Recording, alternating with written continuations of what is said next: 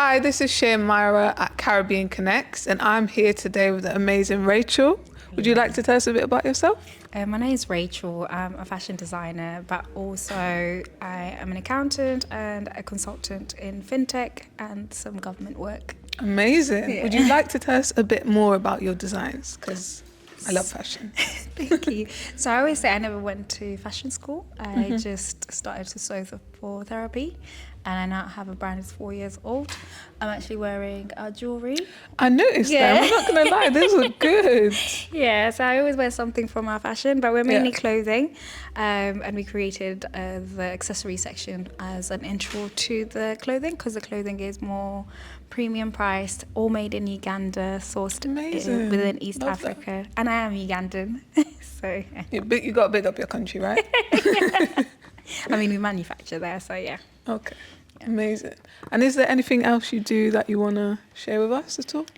So actually, funny enough, the beginning of this year, I got headhunted to consult for the British Council for their Amazing. fashion programs in East Africa. They train up 10 women in East Africa. So I head the program in Uganda.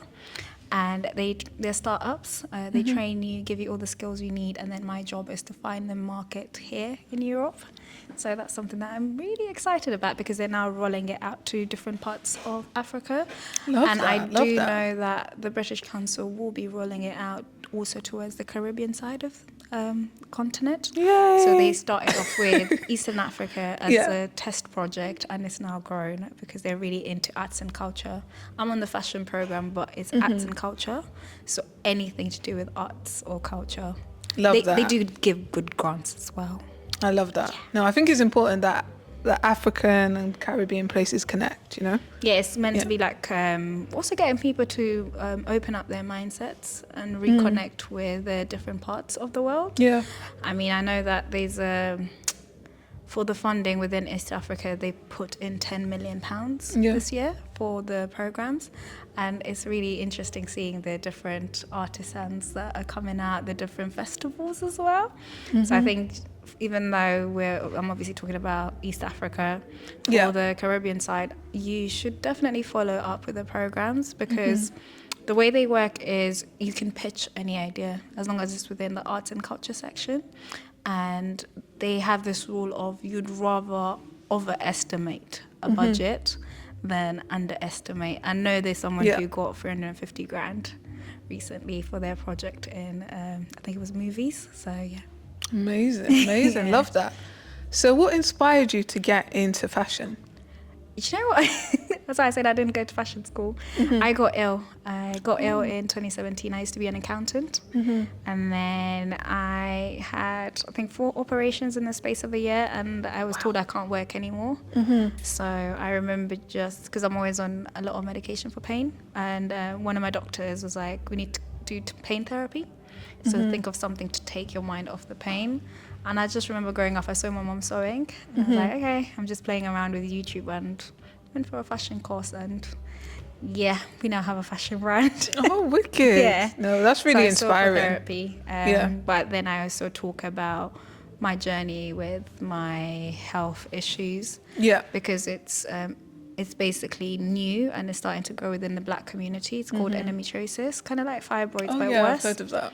So I do use my company to talk about that and really share more about that. So didn't go to fashion That's school, but amazing. run a That's fashion really brand. inspiring. Yeah. And how long have you been doing fashion? So it's 4 years now. Yeah. When I started, it was just, again, for therapy, just doing things for the fun of it. Then because I've always gone home. So I didn't grow up in this country. I grew up Okay. in Uganda. I moved when I was 19. And because I constantly was going home during the time I was unwell, I decided to kind of like seek out people who already are tailors, but then see if I can outsource. Yeah. So currently my company, we employ 90% of the people that we have are all in Uganda, and they actually have their own fashion brands. And yeah, so giving back as well to the community. I love that. Yeah. I love that. I think that's important. And where can people find you if they want to So follow it's you? Instagram, it's called Viral Designs, which is VERYL then designs as one word. Instagram, TikTok. We do have a website. We do have a documentary as well that was done on us last year. That's Wicked, well done. It's around all different flights around the world now. So if you ever get any, I think it's the Star Alliance group. So you have Qatar Airways, Canada Air, Rwanda Air. It's spreading. So, and it starts with, I didn't go to fashion school. So, quite literally, that's how the documentary starts. It seems like you don't need to. You know? But yeah, it's really grown. And I think for me, my main thing is things like this, where I really believe in collaboration and just exploring people's passions and cultures. Because my fashion brand talks about our culture, because that's where I started. And then slowly we grow it to other cultures now, because even like now that we work with West Africa. Yeah. So, yeah. That's amazing. Well, thank you, Rachel. It's been amazing. You really inspired me with the story of how you started fashion. So thank you once again. Thank you. Thank you very much.